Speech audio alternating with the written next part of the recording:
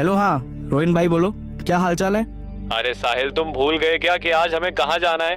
क्या तुम रामपाल की शर्त भी भूल गए? क्या कहा? तुमने उस शर्त को सचमुच गंभीरता से ले लिया? ऐसा भी कौन करता है यार?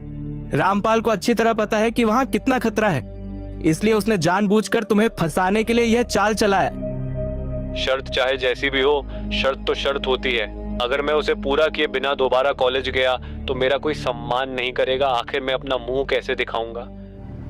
अरे रोहन, पहले जान बच जाए यही बहुत बड़ी बात है। सम्मान की बात तो बहुत दूर है। तू इतनी सी बात क्यों नहीं समझता? अगर जान ही नहीं रहेगा तो सम्मान का क्या करेगा? वह सब मैं नहीं जानता, तो तुम बस इतना बताओ, क्या तुम मेरे साथ चलोगे या नहीं? रोहिन, पहले तुम मुझे एक बात साफ साफ बताओ। तुम जो उस किले में जाने की बात कर रहे हो, क्या इसकी जानकारी तुम्हारे पिताजी को है? क्या तुमने उन्हें बताया है कि वहां कितना खतरा हो सकता है? मुझे नहीं लगता कि अगर उन्हें इस बारे में पता होता तो वे तुम्हें वहां जाने की अनुमति देते। इसलिए पहले सच सच बताओ, क्या तुम्हारे पिताजी को तुम्हारे इस फैसले के बारे में कुछ मालूम है या नहीं? कैसी बातें कर रहे हो साहिल? अगर मैं इस शर्त के बारे में अपने पिताजी को बता देता तो क्या तुम्हें लगता है कि वे मुझे वहां जाने देते? बिल्कुल नहीं। इसी वजह से मैं उन्हें बिना बताए ही घर से निकल चुका हूँ। मैं अभी गाड़ी लेकर तुम्हारे पास आ रहा हूँ। अब पीछे हटने का कोई सवाल ही नहीं है। आखिर ये शर्त मैंने अकेले नहीं लगाई थी। जब वो शर्त लगी थी तब तुम भी वहां मौजूद थे, इसलिए अब तुम भी मेरे साथ चलोगे। और हाँ, ज्यादा चिंता करने की कोई जरूरत नहीं है। रास्ते के लिए मैं 4 चिल्ड बियर भी ले चुका हूँ। अगर किस्मत से वहां कोई भूत प्रेत मिल गया तो उसे भी एक बोतल पकड़ाकर दोस्त बना लेंगे। आखिर डरने से अच्छा है हंसते हंसते हालात का सामना किया जाए। अरे बेवकूफ, तू समझता क्यों नहीं है?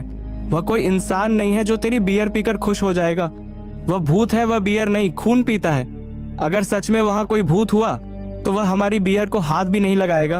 उल्टा कहीं ऐसा ना हो कि वह हम दोनों का ही खून पी जाए। इसलिए अभी भी समय है, इस पागलपन को छोड़ दे और वापस चला जा।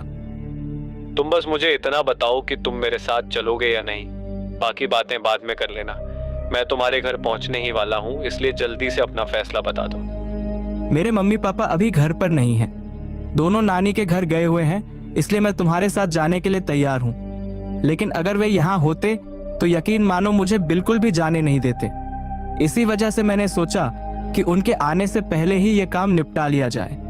मगर एक बात ध्यान रखना, कल सुबह तक दोनों वापस आ जाएंगे, इसलिए हमें हर हाल में सुबह होने से पहले लौटना होगा, नहीं तो हम दोनों की अच्छी खासी खबर ली जाएगी।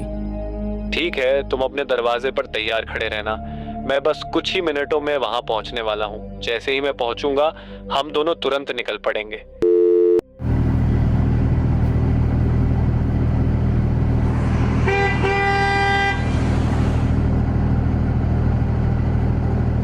रोहन कुछ ही देर में अपनी गाड़ी लेकर साहिल के घर के सामने आकर रुक जाता है।